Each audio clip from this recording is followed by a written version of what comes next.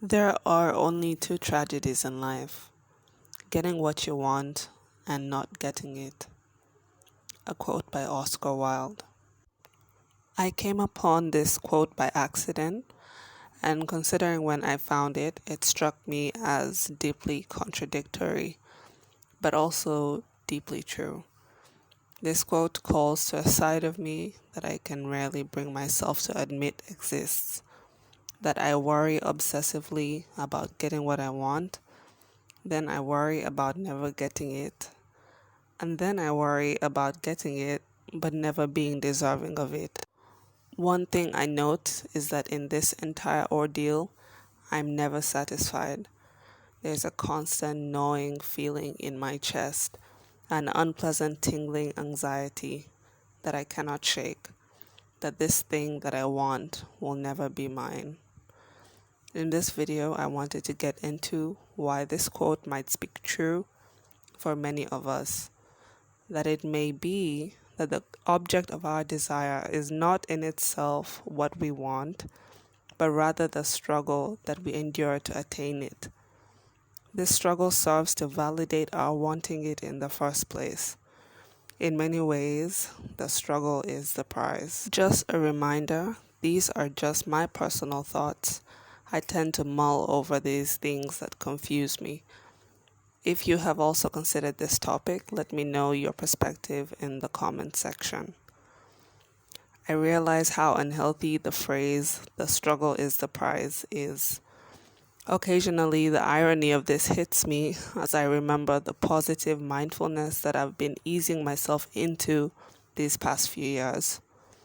Here's what I'm thinking. There's a variety of things to be desired. For example, opportunity, status, money, stability, love, friendship, or even simple companionship. These things are valuable, depending on what we consider to be such.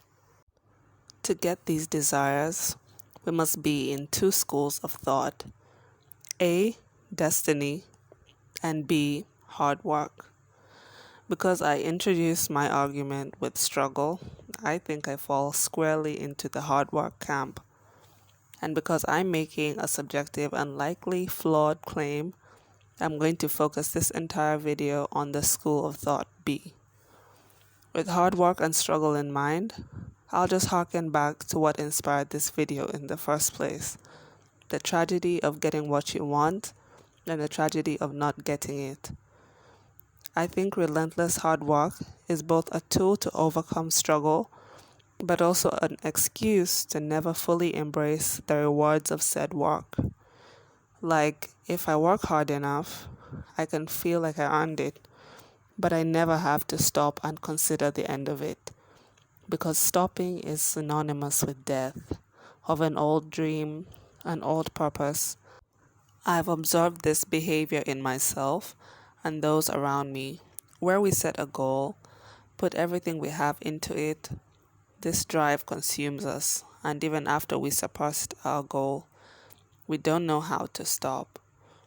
Because with time, the aim stopped being that weight goal, that academic achievement, that tax bracket, that type of relationship, and burned down to how much more we can get if only we push that much farther. Not getting what we want means that we have to keep going, almost at any cost.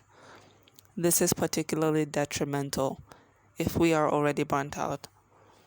But even more tragically would be to get what we wanted after all this time.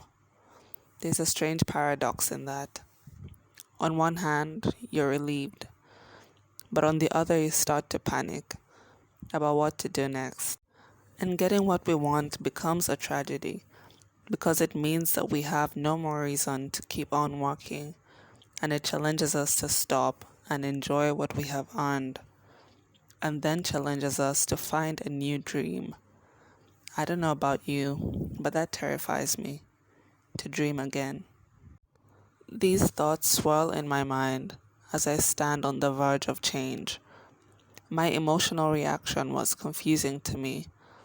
Once the excitement and fearfulness died down, I sensed disappointment. Not in my dream, which turned out to be everything I imagined, but in a part of myself that was so used to struggle that I didn't know how to enjoy what I wanted. It is almost like the fantasy was more compelling because it didn't challenge me to grow beyond who I was. If anything, it made me comfortable, content in the knowledge that I was doing everything I could, while simultaneously stagnating in my comfort.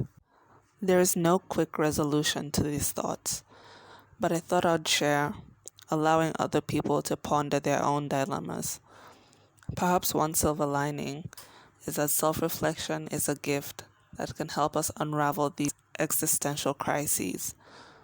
If you found this video possibly interesting, like and subscribe. Until the next one.